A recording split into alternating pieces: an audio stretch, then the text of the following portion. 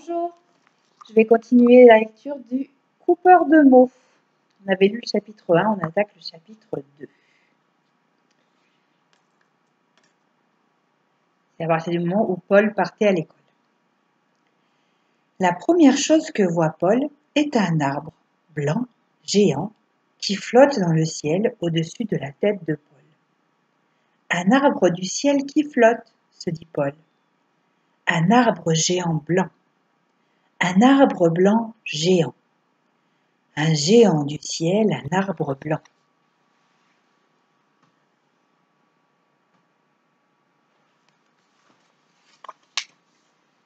Un arbre géant blanc dans le ciel.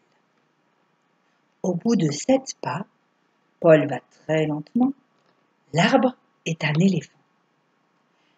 6 pas plus loin, l'éléphant est une locomotive. 5 pas plus loin, la locomotive est un lit. Le vent fait du nuage ce qu'il veut. Arbre nuage, éléphant nuage, locomotive nuage, lit nuage. Paul se sent encore fatigué. Il s'assierait bien sur le dos de l'éléphant nuage qui le mènerait confortablement à l'école. Il aimerait encore mieux s'allonger dans le lit nuage. Il ne dormirait pas. C'est sûr, il ne ferait que somnoler.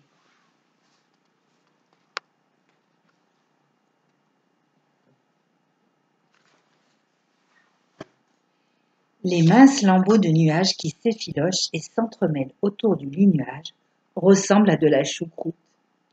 De temps en temps, Paul prendrait bien une portion de choucroute dans le bleu du ciel.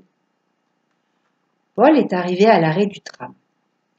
Un tramway, certes, ce n'est pas une locomotive nuage, mais ce n'est quand même pas rien. Paul se poste derrière le conducteur et le regarde actionner la sonnette puis démarrer. En fait, Paul n'aime pas cette sonnette. Elle lui rappelle que le temps passe et que l'école va commencer. Les passagers se bousculent. Il faut que Paul fasse bien attention de ne pas être emporté dans cette bousculade. Un vieux monsieur dit à un autre monsieur plus jeune. « Tous les matins, je prends ce tramway et tous les matins, c'est le même cirque. On te secoue, on te cahote, à te faire passer les derniers restes de fatigue si jamais tu étais encore fatigué. » Le tramway secoue et cahote en poursuivant sa route.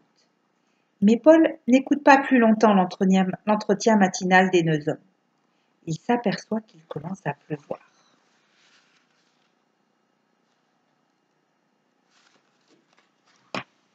Des paquets de pluie s'écrasent sur le tramway comme des vagues qui auraient la hauteur d'une maison s'écraseraient sur un navire. L'eau frappe contre les vitres et ruisselle à torrents sur ces vitres, de sorte que Paul se voit tout entouré d'eau.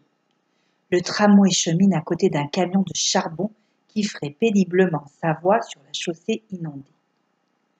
Peu avant d'arriver à l'école, les rails sont si bossus et tordus que le tramway navire tangue et rechigne.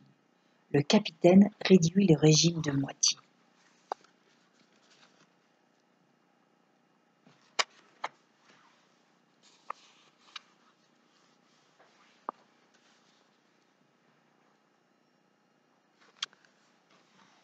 Le cargo de charbon se faufile devant le tramway bateau. Derrière le tramway bateau s'est glissée une voiture canot vert grenouille qui veut obliquer sur la gauche dans un canal latéral. Personne n'a plus le droit de passer à côté du tramway bateau, parce que le tramway s'arrête. Un autre tramway arrive en sens inverse. Il croise le tramway de Paul. Entre ces 2 tramways, il y a si peu d'espace que même Paul ne pourrait sans doute pas se faufiler.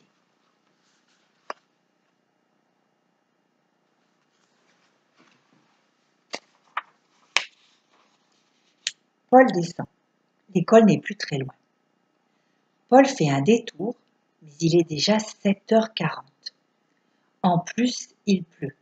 Alors Paul se presse. Après ses rencontres avec un éléphant nuage et un tramway bateau, Paul ne s'étonne pas de voir surgir devant l'école un homme dont l'aspect couperait le souffle même à un garçon plus grand que Paul. L'homme ouvre un grand parapluie vert, monte sur une valise de bois qui ressemble à une valise, monte sur une caisse de bois qui ressemble à une valise et se met à chanter. Mais ce n'est pas véritablement un chant. Paul croit entendre à la fois un corbeau, une planche de grenier et un ours. L'ours grogne, la planche craque et le corbeau croise. Reprends vos prépositions aux meilleures conditions. Enlève attribut en lot contre salade de mots. Vous débarrasse à préfixe de vos consonnes, sauf X. Cède présent et parfait contre vos devoirs tout faits.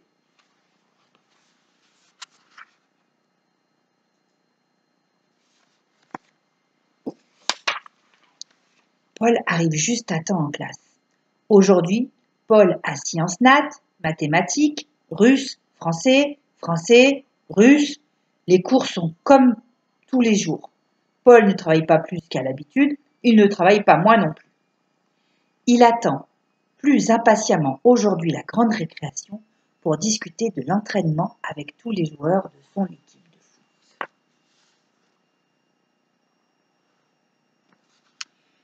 Et voilà, nous avons terminé le chapitre 2.